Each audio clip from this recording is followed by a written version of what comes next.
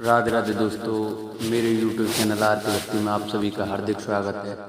मैं आज आपको शिव पार्वती जी की कहानी सुनाऊंगा। कृपया उसे ध्यान पूर्वक सुने। जिन भक्तों ने मेरे चैनल को सब्सक्राइब नहीं किया है वो मेरे चैनल को सब्सक्राइब करें, लाइक करें और बेल आइकन दबाना ना भूलें, जिससे कि मेरी जो भी वीडियो आए वो आप तक जल्द पहुँचे। बोलो शिव पार्वती की जय, बोलो शंकर भगवान की जय, मैया पार्वती की जय। प्रेम शब्द में 2.5 अक्षर होते हैं जो 2 पूर्ण और एक अधूरे शब्द से बना है। कहा जाता है कि प्रेम शब्द की अपूर्ण है, इसलिए हर किसी को यह पूर्ण रूप से नहीं मिलता, परंतु शिव जी और पार्वती जी की प्रेम कहानी अनेक कष्टों के पश्चात ही सही व पूर्णतः प्राप्त प्रेम का प्रमाण है। चाहे इस प्रेम को संपूर्ण होने में युग युगांतर लगे हों, इस प्रीत में पार्वती जी का कठोर तप तो शिव जी की सदियों की प्रतीक्षा समाहित है। इन दोनों जितने अद्भुत जीवन साथी आज तक कोई नहीं हुए। तीनों लोकों के स्वामी होकर भी शिव जी के पास न स्वयं की धरा न ही स्वयं का आकाश रहा, बस प्रकृति की गोद में बसा कैलाश पर्वत ही उनका निवास स्थान हुआ। और दूसरी ओर पार्वती जी हर जन्म में राजकुमारी या बड़े घर की कन्या हुई, फिर भी उन्होंने अपने जीवन में शिव जी से अधिक किसी को भी चाहा कभी नहीं की। शिव जी की सकल सृष्टि के स्वामी, परंतु अज्ञानियों की दृष्टि में एक अघोरी से ज्यादा कुछ नहीं, पर उस दिव्य स्वरूपा देवी ने शिव जी को जो पूर्णतया दी, उससे वे देवों के देव महादेव बन गए। पुराणों में वर्णित है कि पार्वती जी ने शिव जी की अर्धांगिनी बनने के लिए 108 बार जन्म लिया। अंतिम 108वीं बार में वे पार्वती जी बनी।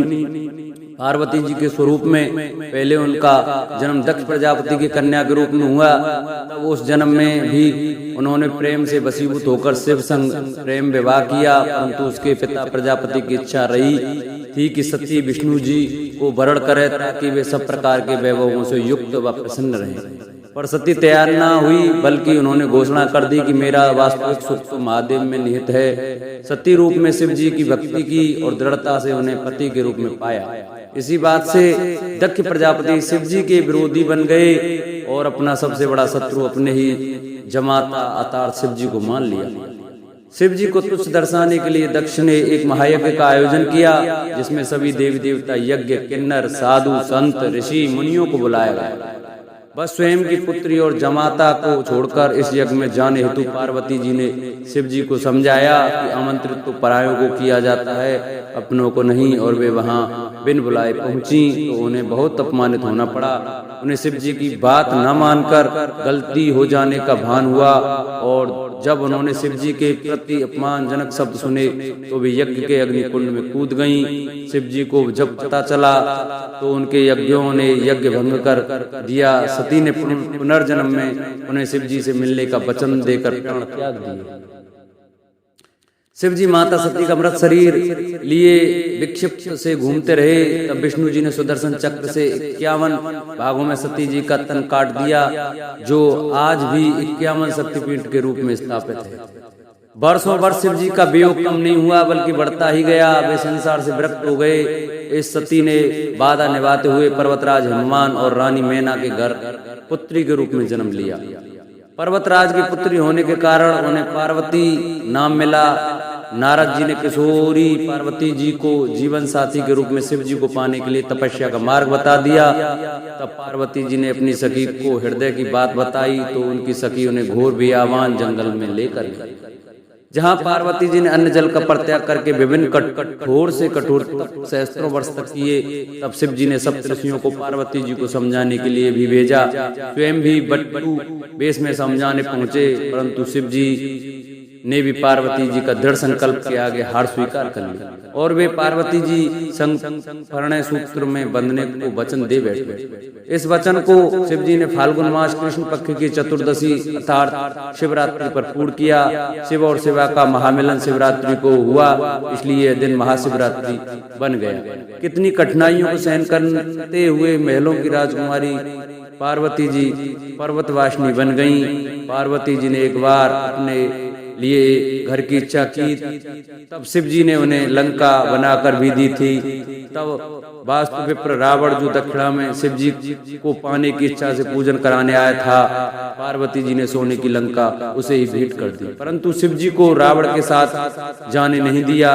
परंतु पार्वती जी ने किसी भी जन्म में भोले भंडारी के प्रेम के अतिरिक्त कोई धन वैभव नहीं चाहा, बल्कि जीवन की हर परिस्थिति में शिव जी का साथ, सूर्य की किरणों, पुष्प में सुगंध, तो शरीर अंग प्राण बनकर निभाया। वही शिव जी ने भी तो हर जन्म में पार्वती जी की प्रतिज्ञा की। शिव जी जो गले में मुंडमाला पहनते हैं वो पार्वती जी के हर एक जन्म का ही तो प्रतीक है, जिसे वो हृदय से लगाए रखते हैं। वास्तव में पार्वती जी अनेकों कठिनाइयों से सही, तो शिव जी ने भी यथाव योग सहा। जिसे सभी कुछ सरलता से प्राप्त हो जाए, उनका जीवन कभी पूजनीय नहीं बनता।